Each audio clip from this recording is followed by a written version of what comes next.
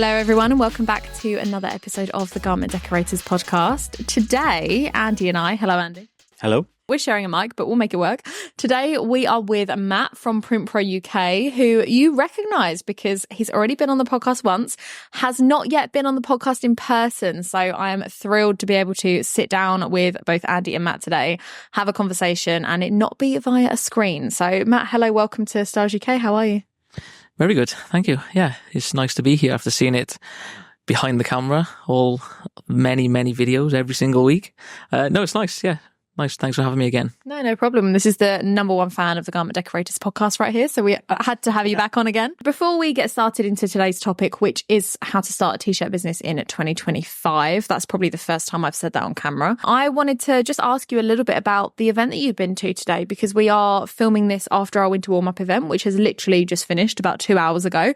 I'm staring at chaos behind the camera because we've just jumped straight into this podcast to make sure we could get it done for you guys. How have you found the experience today? You travelled quite a way for this event. 3.5 hours, but it was not too bad. It was quite smooth. But yeah, the event was good. It gave you a lot of insight into the size of the market for coats and jackets and winter wear. Also, Molly, you went through the arch method, so to try and eliminate any scorches in more delicate or trickier fabrics to print. So yeah, it was very good. Yeah, we had a lot of positive feedback today, didn't we? How did you find it? It's very good. It was interesting to see how many people weren't decorating jackets and coats. And anyone that's listening and hasn't thought about it, we are going to rerun that as a live event on our probably Friday live in a couple of weeks or a month or something like that. This podcast might be out after. Okay, well, maybe you've already watched it. We never know. But there was a lot of people that were apprehensive about it or hadn't really thought about the more premium market, which is interesting because it's a really good market to be into because the margins are so good in there, which is obvious, something that people are often having trouble with is fighting those margins, fighting against other companies who are like, yeah, I'll do it for £1 less. And it can be cutthroat, as you know, Matt, out there. So finding something where you can stand out in a little bit of a different area is really good. I think it was really helpful from that point of view as well. Yeah, it was good. It was a good event. I was very happy with it. We had so much positive feedback from everyone that attended. It was a good day. So just a little reminder for those of you watching or listening, if you do want to come to a Styles UK event and you're not already on our email newsletter, then do make sure to go and subscribe to that. Just head to styles.co.uk. All of our events are free to attend. The goodie bag we gave away today was worth like £200 minimum. It is definitely worth coming, but obviously we only have so many seats, so they do sell out quickly. So make sure to get on that list to be made aware of future events. But enough about that. Let's move on to starting a print business, starting a t-shirt business. So what I really wanted to ask you about today, Matt, was obviously how long have you been running your business for now? Since 2016. I know that. I've been telling people 2017, but a memory on Facebook or somewhere popped up on my phone of my very first setup, and it was just a terrible heat press with... We won't name brands. No. I don't even think it did have one, to be honest. It didn't even have a name. It was that bad. Small desk, one office printer, and that was dated February 2016, I think. Something like that, maybe October. I don't know, but 2016. So 8 years. Yeah, that's good. So that's kind of why I wanted to ask you these questions, because you've been through the journey, you've started the business, you've grown it, you've made mistakes, learned from them. And I know we touched on that a little bit in our last podcast, but I really wanted to just focus today on what you've learned over those 8 years of running Print Pro UK. Any advice you'd give to people who are thinking of starting up a business in 2025, what you do differently knowing what you know now, if there's anything for next year that's going to have changed for printers.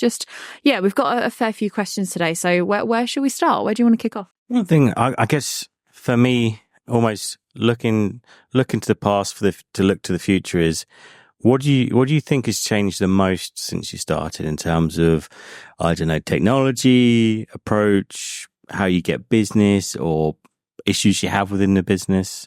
What would you say the biggest changes you've seen? Me personally, first, I used to think that it was just very difficult. It was really difficult to get into. You had to know every single bit about it. But now, over the years, I've just learned that if you lean on some suppliers, if you ask for their help, they are there to help you. That's the whole point of them. Yes, of course, they want you to buy this stock and their blank clothing and things, but they are there to help. If you can lean into those, then it's going to help you a lot.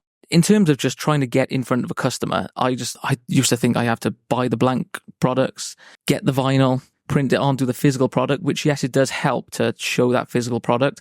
But if you just want to quickly get in front of a potential customer, doing a quick digital mock-up, finding the blanks on the blank images from the suppliers, which they have just completely expanded. They've got tons and tons of blank products now, digital images, both model images and flat lay, and you can try and take the logo from the website and quickly just get it up on there, get it to the customer, add new products as well into it. So if it's not just t-shirts, you can like put together bundles which you think are appropriate for that business and that industry.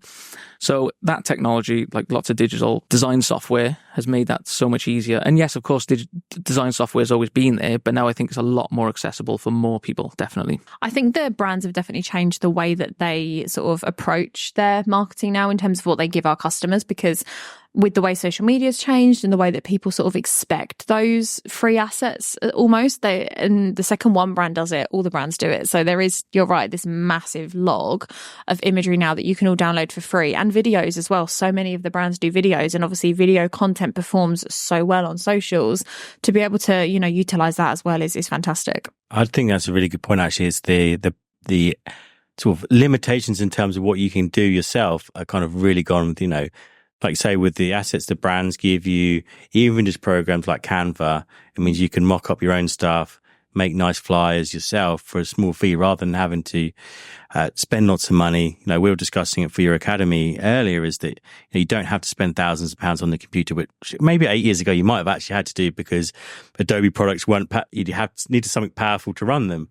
Now even a normal laptop with a decent enough can run most Adobe stuff, or you can just get something that's relatively low cost but can do many of the same things, and you can kind of get in front of those people, get good stuff in front of them, and also, like I say, because if you're trying to do it individually, it's in their image as well, which means it's going to have much more resonance with them when they receive it. Another thing that has drastically changed over the last however many years is just the development and technology in transfers, DTF transfers with the Ultracolor Max and the Ultracolor, and also the screen printed transfers. Yes, I know they have been around, but when I first started, I didn't know anything about it. I was just cutting vinyl, weeding vinyl, taking a long time doing each job. How many days do you reckon you wasted weeding vinyl, Matt? Oh my God. Who knows? But now all of it is sort of, well, it can be completely eradicated from any business if they find a good supplier with good transfers and they know how to apply them correctly by listening to the supplier. Then it's just massively changed. It reminds me of something that happened. This is even before you started, Molly. Is that when we talk about levers prints, because we manufacture more levers transfers than anyone, and which is the biggest one for people who are spending time cutting and weeding. And I remember, I think it was probably like 6 months or a year in, it was the first time we'd offered up our template.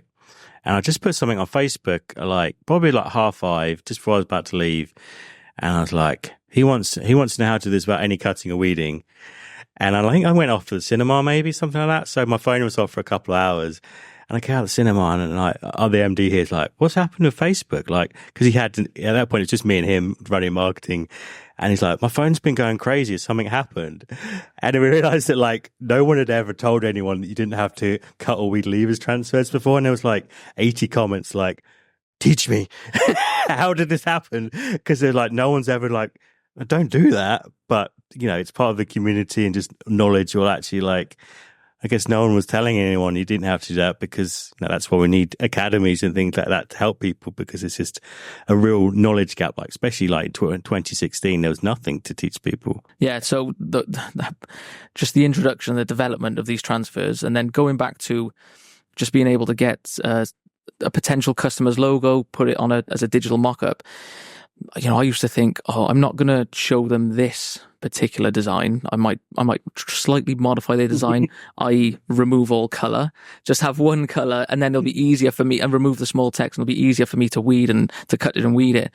But now you're just you're unlimited to what you can offer the customer, and that's just all down to the technology development, really. It still baffles me a little bit how many people don't utilize the full benefits of it. Like, prime example, I was talking to a lady today who has been using our custom transfers for levers prints, and she was, bigging us up and saying how amazing they were, and I was like, yeah, keep talking, this is fantastic, yeah, they're great. But there are still people out there that don't know how to utilize these transfers for their business, and I think where we live in a world where everything is so accessible online and we literally shout from the rooftops on a weekly basis about them, and some people still stumble across them on a daily basis and like, wow, this is amazing. And people are always learning. There's always going to be something new for you to discover. So if you are coming into the industry, I suppose it can be quite overwhelming in some ways, because there are a lot of different decoration methods when you think about it, but you don't really need all of them to be successful. You need a small handful of products, ultra color screen print, maybe utilize our Max DTF if you want a small run, but you can be successful with just a handful of things, really. Yeah, definitely. And it does go back to being able to lean on your supplier and, try and build a good relationship with your supplier so they can point you in the direction, and they can offer the advice on best transfers to use for whatever job, rather than just, Google searching something, DTF transfers, because loads will come up. You don't know the quality of them. You don't know how good they are. Yes, they might be really cheap, but are they going to be the best quality? So try and get with a supplier that is just going to help you and guide you. It also gets you like ahead of the game as well. I think that was something that was really important to me with this event today. And I think I know that you do it because you have a good relationship with your partners, but actually you might find that you're the first to know about a new hoodie type or a new color because you're spending time building these relationships. And you could be a startup that does this, as long as you might have to do more running, because if you're a smaller company, the brands might not necessarily call you back every day if you're doing like tens of thousands of pounds with them, but they'll talk to you if you ring them up. And the more you get to know them, you'll sort of like, yeah, actually, you know what, there's this new hoodie coming out in a couple of months, you're going to love it. Or I've got this new color, it's going to be right up your street, or it's similar to the colors you're already working with. Or they'll just start to tell you more and more information about, this product's great because of this. I learned so much about coats in the last couple of weeks myself, because you start a couple of days, because you're like, oh, okay, I see that. You see them in person, or they get explained to you, and you're like, well, it's got this type of material into it. And you're like, oh, that makes so much sense. But then if to your questions earlier about, okay, how can I, stand out? It's like, actually, give that knowledge and be like, you're going to love this because this and this, it's made up of this. Take someone else's information, it's from the supplier, but they're happy for you to have it, and just be like, yeah, try this. But it gets you ahead of the curve that way. So you can be the first to bring out, do you know what? I've heard that this new hoodie's coming out the day it comes out, I'm ordering it, I'm getting samples, I'm mocking it up, because I'm getting the access to the marketing portal first. But look what I've got. And everyone's like, oh, Matt's got something new. I've never seen that before. Yeah, and I do have quite a few people ask me, would a rep come and see them, or just because they're small or just starting out? And I say, do not be afraid to ask a rep. They want you to use them. Ask for a sample. They're probably not going to kit out your whole garage or wherever you've got your showroom. They're not going to kit all that out necessarily, but they will give you a sample for you to try, for you to wear around. Don't be afraid to ask a rep. That's a good point, because that's one of the best places to start as a business in 2025. So thinking back to your first self, Matt, if someone, a rep, or even what you ask now, when a rep comes and visits you, which is probably more often these days, what are the questions that you ask, and what would you recommend people asking if someone comes and visits them? I ask for a sample first off. Yeah. I just ask, now I've just been doing it for a few more years, I ask about a bit more detail into it. Obviously, the organic cotton and the sustainable fabrics are coming out quite a lot. They're becoming a lot more popular. So the types of questions that I'm asking are just so I got a little bit more information to give the potential customer, rather than just saying, I've got a cotton t-shirt. I try and get a little bit more information out of them. And they're more than happy to tell you that they probably aren't been on the road all day telling all these different businesses about it. But try and just get that little bit more information, and also ask about pricing, and if you can move pricing down a little bit. All the suppliers, they do have different rates anyway, but like single pack and then carton rates. So maybe just don't be afraid to just talk to a rep, get to know them, ask them about a sample, ask them about pricing, ask them about a bit more detail. So it's always in the back of your mind to then go to the potential customer, show them that you've got a little bit more knowledge because you've been equipped with that knowledge from asking the rep. Well, that's always what we say when we talk about taking products in for customers. Like when you're trying to win over, we talk about this a lot when you're trying to win over like levers customers, for example, or maybe slightly bigger corporate customers. And I know this is how to start your business, but when you grow and evolve, getting products in customers' hands is always a great way to start. But even if, like for the levers one, for example, we always tell people to take in a full color option, even if they don't go for it, because the fact that you've taken the initiative to take a different product in there show that you know more about different print processes and that you can offer them a range of this, like match the color to their brand color, their school color, and make what you've got stand out, and they'll have confidence in you that you are the most knowledgeable, and then they're more likely to choose you, even if they do go with the single color print. Oh, 100%. Yeah, if you just put just a little bit more effort in rather than just giving a potential customer just general information and general products. And if you go in and their branding's completely navy and then you go and take them black samples, More like bright pink. yeah, then it just doesn't create that good first impression. But if you take just a little bit more time in researching their business, just a little bit, you could just go on their website, look at their brand colors, take that in, and then they can visualize their logo on that color garment then. So I'm kind of intrigued to know, when you first started your business through to now, what has been your most popular product to print and decorate for your customers? Like, because I think everyone assumes it's t-shirts or sweatshirts or bags, but there's so much stuff you can print on. Like, what has been your most popular product? Obviously I've done thousands of t-shirts, but people really do like a gilet. They Really? Yes, they do. Obviously, they'll have a t-shirt, they'll have a hoodie and a sweatshirt. Everyone just loves having a gilet. I'm not sure. Yes, of course they're nice, but that is what lots of people do like. Yeah, I suppose it's kind of, if you're wearing it for like your work, for example, you might not wake up every morning and think to put a branded t-shirt on. But if you've got a couple of gilets lying around, it's easy to just throw one over. You're instantly branded, but you're not in a massive coat or a big hoodie or getting too hot, or I don't know. I can see that. Yeah. People just love them. But now obviously we're gone to oversized everything, and some of them look really, really nice. Some of them don't suit me so well. But I don't know if oversized gilets would work. They just look like you'd bought 3 sizes too big. Yeah. I'm talking about oversized knees, t-shirt. Like armholes all the way down here. Yeah. Yeah, just I don't know where to go from there then. And I was just thinking of my brother-in-law was making fun of his girlfriend the other day because she had a bit of an oversized buff jacket. It's like, oh, you look a bit like Arsene Wenger, he said to her.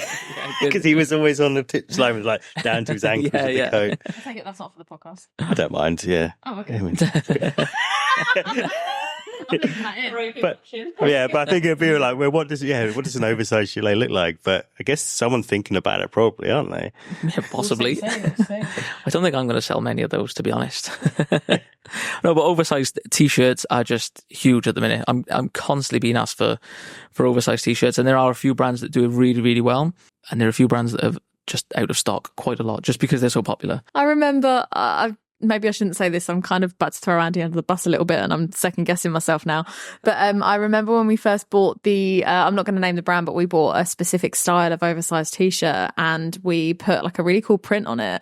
And one of the main comments I remember Andy saying to me is they were massively oversized. Like I put a small on and it came like down to my knees, to the point where it was like the gilet joke. So Andy wore a small in the t-shirt, and I remember you coming in the next day and saying to me, oh, I'm just really pleased that when my wife washes these, she'll see that I'm wearing a small. And I was like, because it was such an oversized shirt.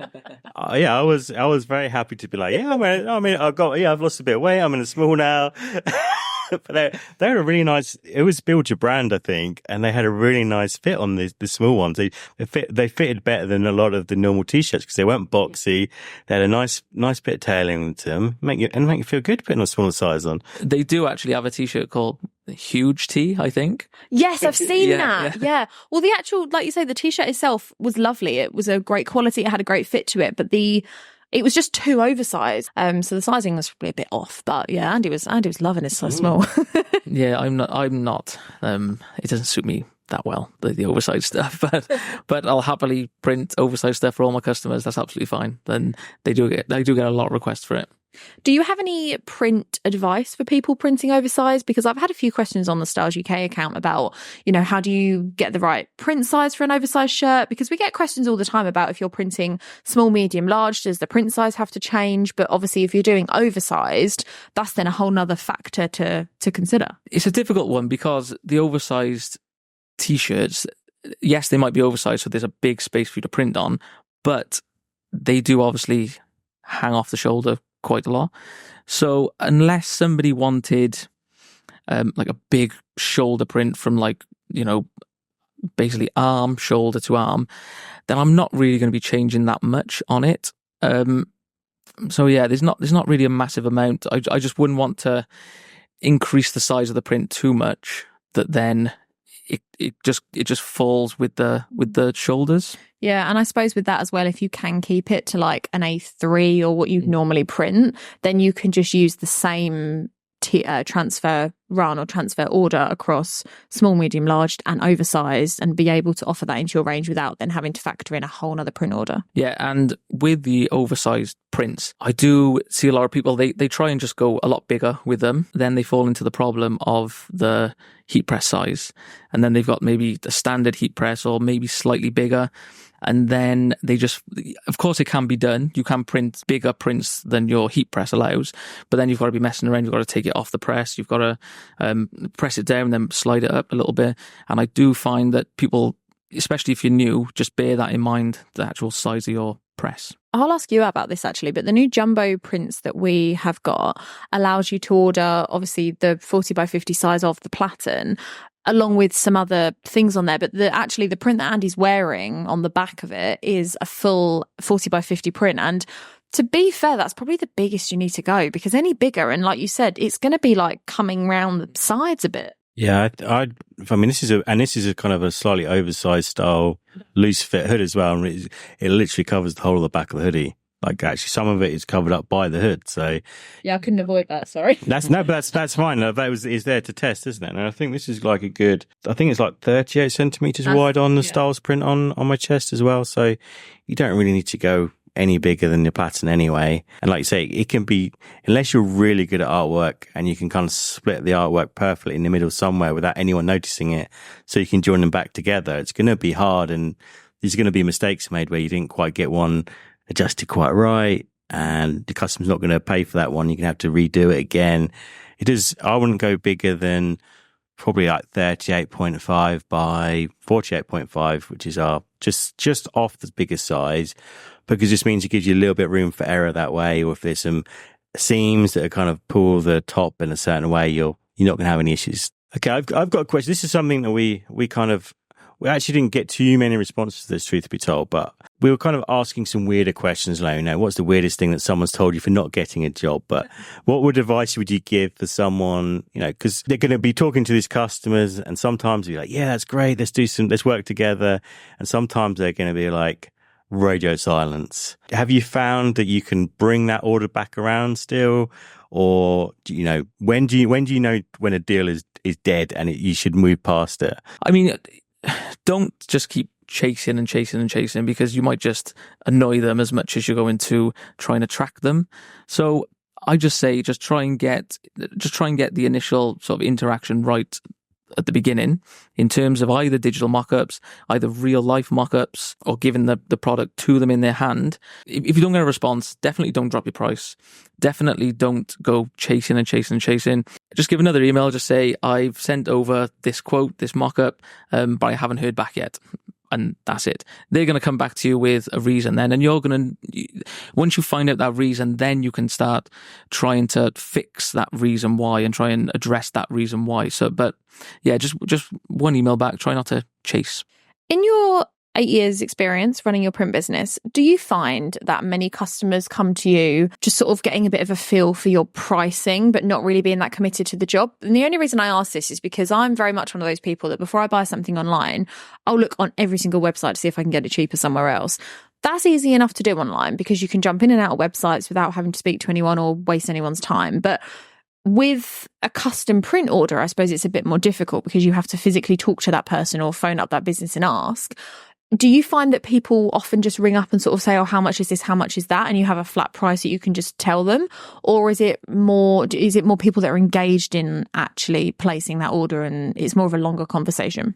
A bit of both, really. At the beginning, when I first started, I didn't really have a website. I just had sold on Facebook. So my pricing wasn't really transparent.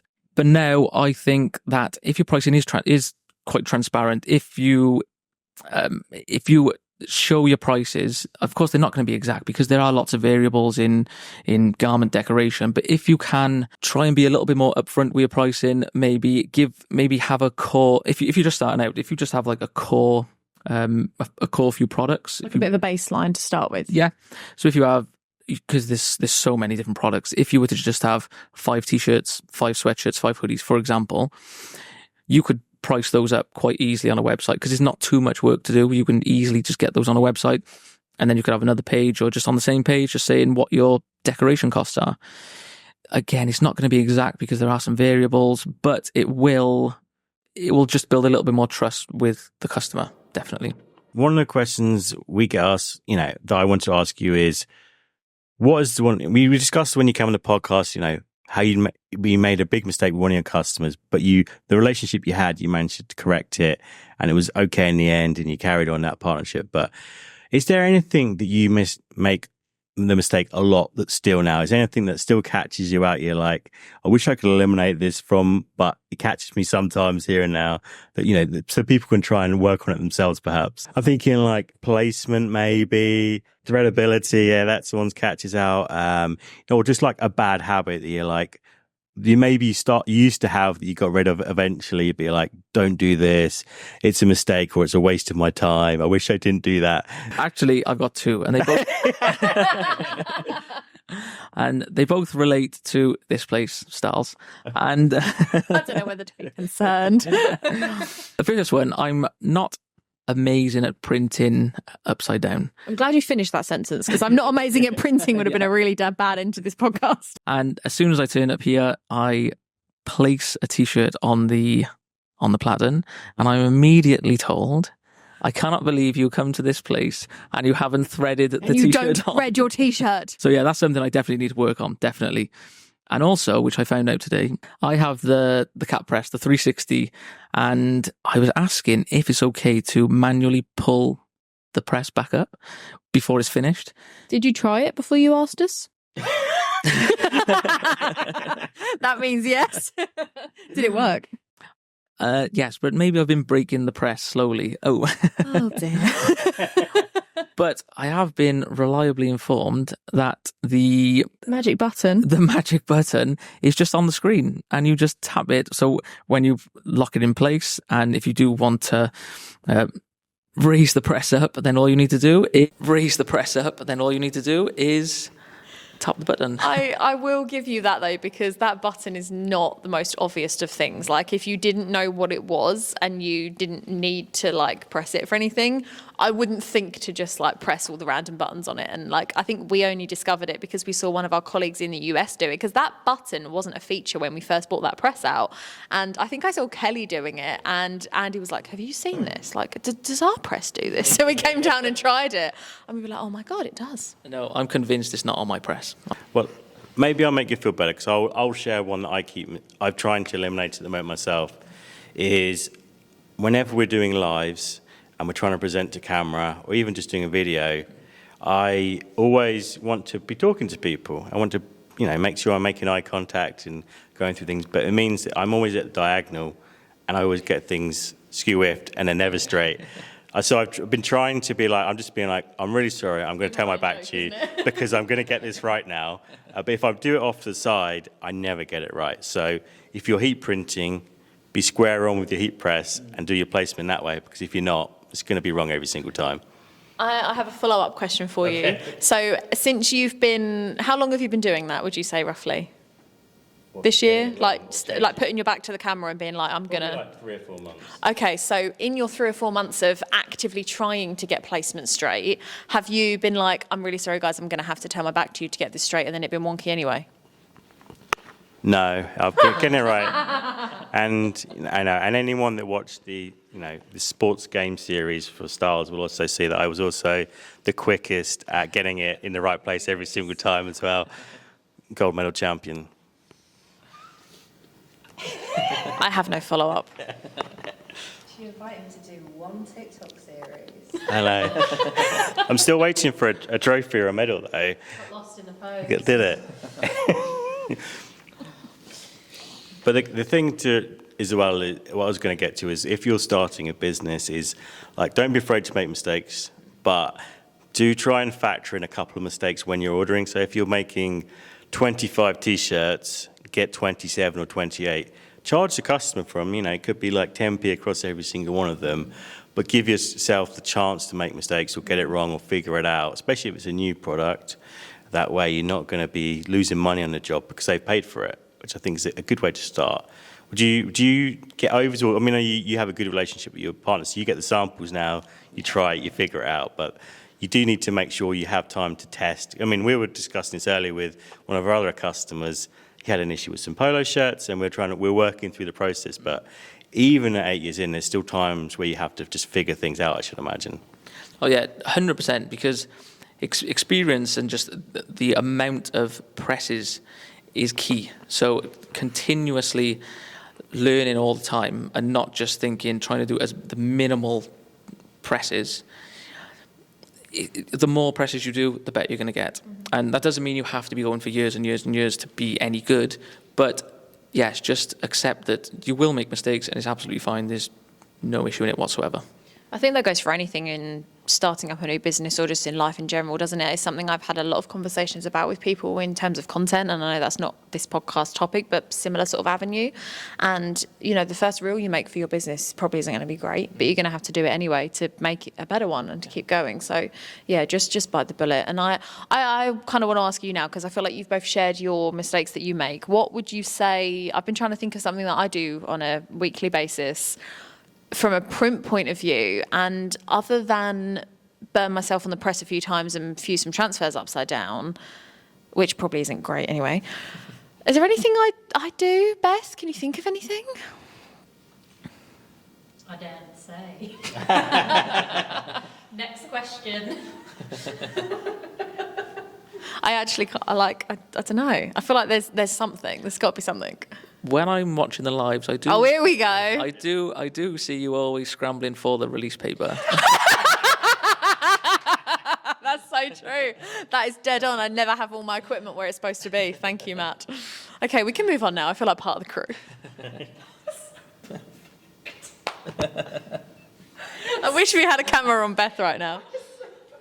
The final question for today's podcast, Matt, is I would like to know, if you were to start your business now, end of 2024, start of 2025, what would you do? What would your first steps be? Research first. Find out who you want to sell to. Do you want to start a clothing brand? Do you want to sell to skaters? Do you want to sell to fishermen? Or do you want to be the fulfillment service where you will be making workwear for everybody, local clubs, local businesses? So do your research and find out what you want to do first.